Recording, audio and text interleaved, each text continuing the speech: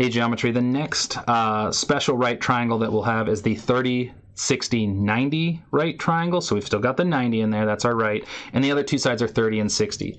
Those angles come up a lot for a couple of reasons. I mean, you've got the 90 triangle, the right angle, the perpendicular is a very common angle, and so we've already done half of that, 45 degrees. But if we go a third of that, then you have your 30-degree angle, or 2/3 is 60, and so those end up being the next one, the next set of nice ones. All right, so you get this special relationship here in a 30, 60, 90 right triangle, where it's this, I even sometimes think of this as 1, 2, root 3. It's like, it's easy as 1, 2, root 3. So that's my little saying for this one. It's as easy as 1, 2, root 3. And that is the ratio of the three sides. So before it was two sides the same, 1, 1, and then root 2. Now it is a 1, 2, root 3 ratio. And we are actually talking about similar triangles here. Every 30, 60, 90 triangle is going to be some scale factor, some multiple of this 1, 2, root 3 triangle. And so every 30, 60, 90 triangle in the world is similar, and it's just the sides are proportional, and they're proportional to that ratio, 1 to 2 to root 3. If you ever forget that, I want to show you another way that you can kind of derive that, figure that out. So if you think about an equilateral triangle, that's not a very good one, but if you had a 60, 60, 60, all right, and if you split that in half, take the altitude, you end up forming a right triangle there, and then this ends up being a 30-degree angle there. So you end up with your 30, 60, 90. Well, I just split that triangle in half. So if this side here will be 1/2 that side, right? So what we do is we end up calling this 1 and 2. So that way we don't have to work in fractions. You could technically call this, this ratio, like you could call this 1, 1 if you divide each of these by 2, and then this one would be 1/2, and then this one would be root 3 over 2. So it works out a lot nicer if we just call this length 1, that length 2, and then you can Pythagorean theorem that third side. So you could set up something where you say, if I call this like x, which over here, be careful we don't call that x over here, but maybe I'll call it y just to maybe avoid confusion. So I could say y squared plus 1 squared is equal to 2 squared, and you should end up getting that root 3 number that we want. So y squared is plus 1 is equal to 4, subtract 1, y squared is equal to 3, y is the square root of 3. And so we end up getting 1, 2, and then the root 3. All right, another thing that's confusing is even if you got the 1, 2, root 3, remembering which side is the longest. I've got the one side, which is kind of like the half of the equilateral triangle, the 2 side, which is the hypotenuse, the full length, and then root 3 is kind of the altitude of my my 60, 60, 60, my equilateral triangle, but it's in between the two, and it can be easy to forget that root 3 is not as big as 2. The square root of 3 is 1.73, right? If you wanted to actually be less exact with that number, approximate with that number. 2 would be the same thing as square root of 4. So square root of 3 is less than 2. So remember, 2 is the longest side, and then 1 is your shortest side, and then root 3 is the kind of the in-between there. All right, so solving with that ratio between the sides. And so kind of annoying when they use the x. So this would be like, I would call this like my x side, but that's my one side. And so this one's going to be twice as much. So if I take 1/2, twice as much as that is going to be 1. And then this is going to be root 3, but it's root 3 times my shortest side, so it's going to be root 3 over 2. And so this is actually that ratio I was just kind of talking about up here. This is going to be this shortest side times root 3. So from here to there, we multiply it times root 3. Same thing here to here. We could set up that ratio if we wanted to.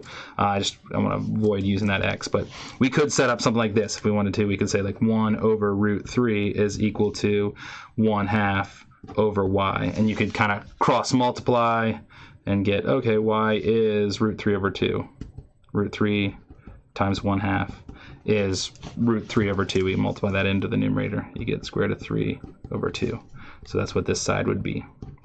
So you can set up those proportions as well if you want, that 1 to 2 to root 3 ratio. Similarly here, you can say this is the 1 to 2 ratio. So you can say like 1 over 2 is equal to 1/2 over x, and cross multiply, you get x is equal to 2 times 1/2 and that's going to just be 1. All right, so here they give me my short side. So the 60 is always across from our longer leg. The right angle is across from our longest, our hypotenuse, and then so this is my short side, and that's kind of nice when they give us that. So this is 1, and so then this would be twice as much. That's going to be 16, and then this is going to be 8 root 3. And so that's going to be 1 to 2 to root 3 in the ratio. So you can set up like that and solve. You could also do like, yeah, again, the 1 over 2 is equal to 8 over y, and solve, y is equal to 16. And then you could do the similar thing with that. We could say 1 over root 3 is equal to 8 over x, and solve that. That ratio exists between those sides, and so you get 8 root 3, and then x equals 8 root 3. All right. This time, I've got my hypotenuse side, and so what I'll recommend is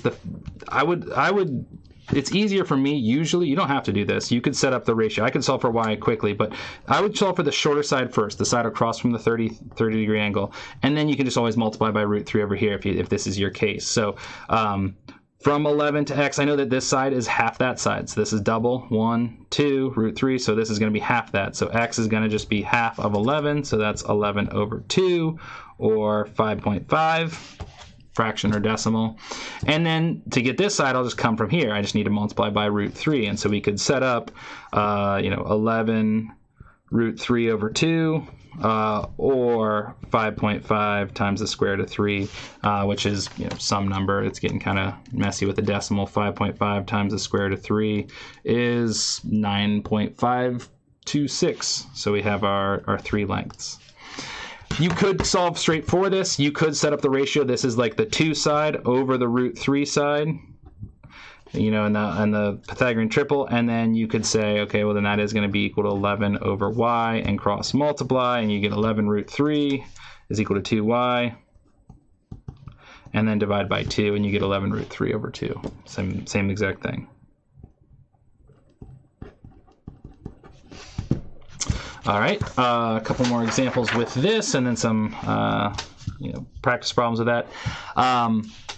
We've got here our root 3 side. This is across from our 30 degree angle. That's our short side. So that is x, which is kind of nice when it sets up like that. We usually call that x if we step on the other side. So this is like our x root 3 side. And so to solve for x, we just divide by root 3, and we get 9. So that's 9, and then this one's going to be double it, so that is 18. I would always go that way first, get to the short side, and then that, even if this were labeled y, I would figure that one out first, if I could. You could always set up, again, that root 3 over 2 or 2 over root 3 ratio and solve. This time, they give me the exact same thing. All right, they're giving me the long leg. Right, it's across from our 60. But it doesn't have that root 3 in it, so I'm going to solve for x first. I'm going to figure out that, all right, this is x root 3. If this x is labeled properly. If that x is over there, this gets confusing, so I wouldn't always do that this way. But divide by root 3, and so I get that x is 12 divided by root 3. Not an okay way to leave that one, so we need to rationalize. I multiply by root 3 on the top and bottom, so our top will become 12 root 3. Our bottom will just become square root of 3 times square root of 3 is 3. And so 12 over 3, we end up simplifying this to 4 root 3. So that's what x is, 4 square root of 3. Kind of weird, dividing by square root of 3, we end up with that, but if you think about why, that works out, because square root of 3 times square root of 3 is a nice number. So then this other side, y, I know is double that, so I can just double this number. 4 root 3 times 2 ends up being 8 square root of 3s. If I have 4 square root of 3s and I double it, I have 8 square root of 3s, and so this will be 8 square root of 3. Be careful with your multiplying by radicals. We may need to review some of this. That 2 does not multiply right into that radical. It multiplies in, to that with that nice rational number 8 on the outside of the radical. Last one here for this type of example. We've got the hypotenuse side, which remember that's the 2 side. So this is where it's labeled wrong, quote unquote. This we like to call x, if we were looking at the other triangle. So this is the half side, so I'm going to call this one 10. That one's half that. And then this one is times root 3, 10 square root of 3.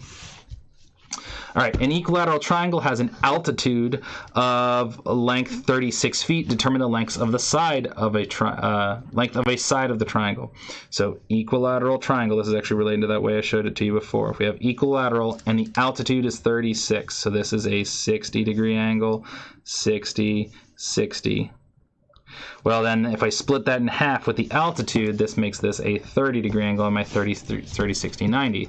Well, that ends up being my long leg, so I actually need to divide by root 3. I can call this x, and then I need to double that to get to this side of a triangle. So 36 divided by the square root of 3, not a nice number, so we do square root of 3, multiply by square root of 3 on top and bottom. Multiply the top and bottom of the fraction by the same thing, you get the same number. 36 square root of 3 over square root of 3 times square root of 3 is 3. And so if I go to divide 36 by 3, we get 12. So I get 12 square root of 3. All right, 12 square root of 3, though, we need to double that, so that is this length. I'm going to double that to get up here, and so the side length is going to be 2 times that. 2 times 12 square root of 3 is 24 square root of 3, and that is the length of this side, 24 square root of 3. And you can get the approximate number of course, 24 times the square root of 3 is 41.57. All right, couple of word problem, example type problems. A large stained glass window is constructed from 6 30, 60, 90 triangles. So apparently each of these is a 30, 60, 90 triangle, as shown in the figure. What is the height of the window? So we want to know, what is the height of this window? That's what we're trying to measure here, is this height. So I'm going to bring this out to the side. That is, I'll call H. All right, so we know that we have 3 meters down here, and we'll assume that these triangles, these sides are drawn like to scale, and that this is split in half if it's going to be nice and symmetrical. So we know that each of these lengths here is 1.5 and 1.5. So if we know that that's 1.5, ultimately we want to kind of get up to where we know, what we have up here. And so 1.5, divide that by so this is our right angle here in this one, obviously, or hopefully obviously. So divide that's our root 3 side, so we got to divide that by root 3 to get this length, and then double it to get that one. So divide that by root 3, so 1.5 divided by the square root of 3. Actually, sorry, I don't know what I'm doing here. We're going to want to try and stay exact with this. So I'm actually going to flip over to the fraction. You could do 1.5. I want to actually leave these as nice whole numbers if I can here. 3 over 2 and 3 over 2. That is 1.5 as well. So 3 over 2 and 3 over 2. So we're going to divide that by root 3. So this length here is 3 over 2, and then also divided by root 3. That's the same thing as multiplying by 1 over root 3, so that root 3 just goes into the denominator. We don't like that root 3 in the denominator, so we multiply by root 3 on top and bottom. And so we end up with 3 root 3 over 2 times 3. Well, we could just say 6 in the bottom, but actually these are going to cancel. And we get root 3 over 2, which is left. Square root of 3 over 2, and that is this outside. So that is square root of 3 over 2, and this side here would be square root of 3 over 2. All right, and then that we need to get our next triangle, to get a piece in there. We're going to be at we have to double that to get to this side, and so square root of 3 over 2, we double that, we actually get square root of 3 for this side, and I didn't draw that real well, but that's this. Square root of 3 is this side length. So we divided that, multiplied that by 2 to get this one. So then we need to divide that by square root of 3 to get this length. We again have our right angle here on the bottom. So we need to divide that by square root of 3. So square root of 3 divided by square root of 3 is just 1. And that's just 1, which is nice. Then that makes this length here double that, which is 2. Finally, we're getting to the height. We've got our right angle here. We know that to get this side, we divide by square root of 3. So this side right here is 2 divided by square root of 3. So this is the long leg, and then that's the short leg. These are all, by the way, 30-degree angles, which adds up to 90, so we do have our straight up and down. So divide by square root of 3, that's not nice enough, so we multiply by square root of 3 over multiply by square root of 3 on the bottom, so I'm just going to write that right now as 2/3 root 3. That's that side. And then finally, to get the length, so that this side here is 2 root 3 over 3. That is simplified, by the way. You can't get any nicer than that. So then we double that length to get to our actual height. So our height is, h is 2 times 2 root 3 over 3, which is 4 square root of 3 over 3. And so that's your exact answer. If somebody actually wants to know what the height is, I think if you told them 4 square root of 3 over 3, they'd think you were nuts. So if you want the approximate answer, but oftentimes more digestible answer, it is 2.309 or 2.31. Approximately 2.31, and that is in meters. So if it's 3 meters wide, it's 2.31 meters tall. All right, kind of got into my space over here. All right, a square piece of paper, 150 millimeters on a side, is folded in half along a diagonal. The result is a 45, 45, 90 triangle. What is the length of the hypotenuse of this triangle? So we had our square piece of paper, and it had 150 millimeters, 150. All the sides were 150. But then we folded it in half along the diagonal, and so it made that 45, 45, 90. So fold that down. And so we're all interested in what is this length. I shouldn't have done that with an X. I'm going to call this X. But yeah, this is whatever. This is gone. You fold that away. So we're trying to find the hypotenuse. Well, this is a 45, 45, 90. And so this is going to be the root 2 side. 2 sides the same root 2. And so that length is going to be, that diagonal length is going to be 150 root 2, which that's fine. If that is the exact answer. If somebody wants to know what does that actually mean, you can type it in this way. Apparently that is 212.13. So approximately equal to 212.13 millimeters on that diagonal side. So make sure you can do both of those ways, both leave it as the radical and write it as that approximate decimal.